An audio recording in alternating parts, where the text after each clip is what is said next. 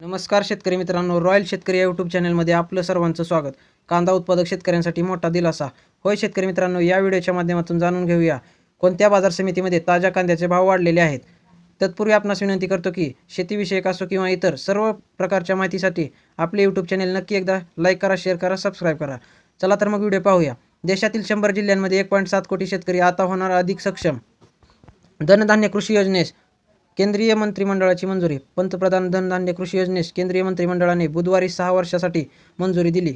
या अंतर्गत देशातील कमी कृषी उत्पादन असलेल्या 100 जिल्ह्यांतील शेतकऱ्यांना विशेष सुविधा दिल्या जातील. यामध्ये 1.7 कोटी शेतकऱ्यांना लाभ देण्याचे उद्दिष्ट ठेवण्यात आले आहे.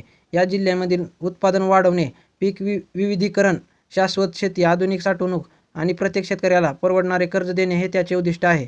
त्यासाठी वार्षिक 24,000 कोटी रुपये खर्च करण्यात येणार आहेत. 2 प्रमुख प्रकल्पांना मंजुरी. 1. राष्ट्रीय पायाभूत सुविधा आणि प्रकल्प महामंडळाला अधिक बळकटी देण्यासाठी सरकारने 20,000 कोटी रुपयांचा विशेष निधी दिला आहे. याचा वापर सौर, पवन, हरित, हायड्रोजन यासारख्या अक्षय ऊर्जा प्रकल्पांमध्ये गुंतवणूक करण्यासाठी केला जाईल. 2. नॅशनल क्लीन इन्व्हेस्टमेंट लिमिटेडला स्वच्छ तंत्रज्ञान आणि नाविन्यपूर्ण साठवणुकीसाठी 7,000 कोटी रुपयांचे नवीन भांडवल मिळेल. हे नवीन तंत्रज्ञान नाविन्यपूर्ण ऊर्जा साठवणूक, बॅटरी, स्मार्ट ग्रीडमध्ये गुंतवणूक करण्यासाठी वापरले जाईल. केंद्रीय अर्थसंकल्पात या योजनेची घोषणा करण्यात आली होती. या योजनेत 36 योजना एकत्र केल्या आहेत. पिकांचे विविधीकरण व टिकाऊ शेती पद्धती यांना या योजनेद्वारे प्रोत्साहन देण्यात येणार आहे. माहिती व प्रसार मंत्री अश्विनी वैष्णव यांनी या निर्णयाची माहिती दिली. 3 निकषांवर जिल्ह्यांची निवड. कमी उत्पादकता, कमी पीक घनता व कमी कर्ज विवरण अशा 3 निकषांची आधारे देशातील 1,000 जिल्हे निवडण्यात येतील. प्रत्येक राज्यातून किमान एक जिल्हा योजनेत सहभागी करून घेण्यात येईलच. योजनेच्या अंमलबजावणीसाठी राज्य व राष्ट्रीय स्तरावर समित्या स्थापन करण्यात येतील. प्रत्येक जिल्ह्यात योजनेच्या मासिक प्रगतीचा आढावा घेतला जाईल. त्यासाठी 117 प्रमुख मानके निश्चित करण्यात आली आहेत. नीती आयोग याचा आढावा घेईल.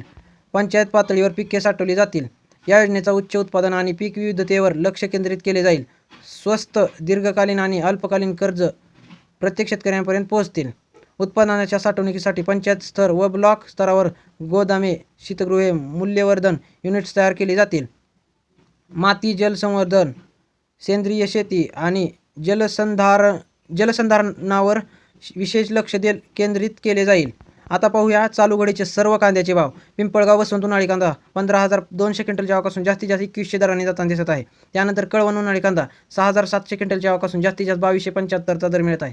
त्यानंतर लासलगाव उन्हाळी कांदा 18,074 क्विंटलच्या भावापासून जास्तीत जास्त 2112चा दर मिळत आहे मित्रांनो. त्यानंतर कामठी लोकल कांदा 5 क्विंटलच्या भावापासून जास्तीत जास्त 2,000 रुपयांचा दर मिळत आहे. अमरावती फळ आणि भाजीपाला लोकल कांदा 318 क्विंटलच्या भावापासून जास्तीत जास्त 2100ने जाताना दिसत आहे. हिंगणा लाल कांदा 6 क्विंटलच्या भावापासून जास्तीत जास्त 2,000 रुपयांचा दर मिळत आहे. त्यानंतर सोलापूर लाल कांदा 7,547 क्विंटलच्या भावापासून जास्तीत जास्त 2,000 रुपयांचा दर मिळत आहे. सातारा 88 क्विंटलच्या भावापासून जास्तीत जास्त 2,000 रुपयांचा दर मिळत आहे. चंद्रपूर गंजवड 594 क्विंटलच्या भावापासून जास्तीत जास्त 2,000 रुपयांचा दर मिळत आहे. कोल्हापूर 1,660 क्विंटलच्या भावापासून जास्तीत जास्त 2,000 रुपयांचा दर मिळत आहे. तर मित्रांनो, हे झाले चालू घडीचे सर्व कांद्याचे भाव.